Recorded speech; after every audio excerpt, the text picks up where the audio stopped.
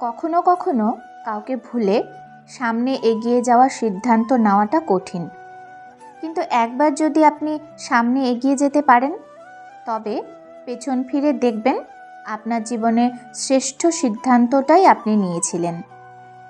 একটি গাছ লাগানোর সেরা সময় ছিল 20 বছর আগে, দ্বিতীয় সেরা সময় এখন।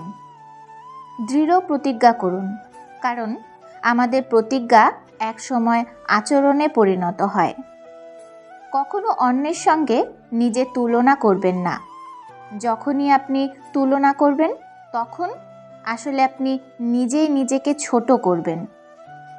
পরাজয় মনের ব্যাপার, কেউই পরাজিত নয় যতক্ষণ না সে মন থেকে পরাজয় মেনে নেয়।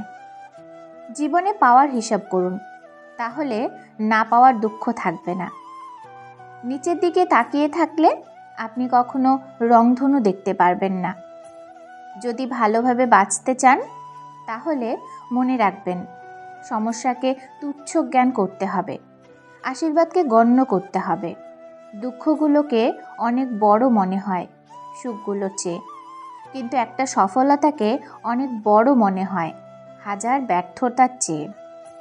নিজের প্রতি বিশ্বাস রাখো, নিজের যোগ্যতার ওপর ভরসা রাখো, নিজের শক্তির ওপর বিনয়ী, কিন্তু যথেষ্ট আস্থা ছাড়া তুমি সফল বা সুখী হতে পারবে না। আপনি যদি প্রতিদ্বন্দ্বীর দিকে মনোযোগী হন তাহলে আপনাকে অপেক্ষা করতে হবে যতক্ষণ না কোনো একজন প্রতিদ্বন্দ্বী কিছু একটা করছে। আমি প্রতিদিন সকালে ঘুম থেকে উঠি এবং মনে মনে ভাবি, আগামী 24 ঘন্টার মধ্যে আমি এই সংস্থাটিকে কত দূর ঠেলে নিয়ে যেতে পারি। যারা অপেক্ষা করে তারাই পারে, আর তারাই হারায় যারা তাড়াহুড়ো করে।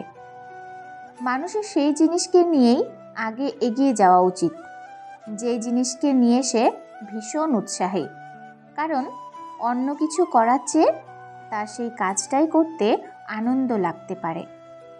আগামীকালের কাজ ভালো করার সবচেয়ে ভালো প্রস্তুতি হলো আজকের কাজ ভালো করে করা। ভালো কিছু করতে হলে শুধু কাজ করলেই হবে না, স্বপ্নও দেখতে হবে। শুধু পরিকল্পনায় হবে না, আত্মবিশ্বাসী হতে হবে। প্রত্যেকের জীবনের একটা গল্প আছে।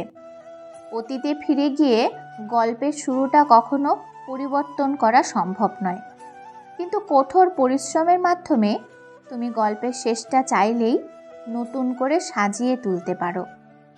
জীবনে আশা করা, কারো প্রতি আস্থা রাখা ও নিজের ক্ষমতার ওপর বিশ্বাস করা থামিও না। কিছু খারাপ স্মৃতির জন্য এই 3টা থেকে বিরত থাকলে জীবনে সুখ খুঁজে পাওয়া যায় না। কখনো না বলো না, কখনো বলো না আমি করতে পারবো না। তুমি অনন্ত এবং সব শক্তি তোমার ভেতরে আছে, তুমি সব কিছুই করতে পারো।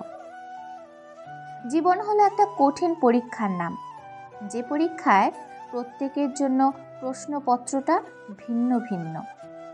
তাই অন্য কাউকে অন্ধভাবে নকল করতে গেলে পরীক্ষায় ফেল করাটা স্বাভাবিক। নিজেকে বদলেছি, স্বপ্ন বদলায়নি। লক্ষ্যের পেছনে অক্লান্ত পরিশ্রম করেও যখন ব্যর্থতার তিক্ত স্বাদ পেতে হয় তাতে দুঃখের কিচ্ছু নেই।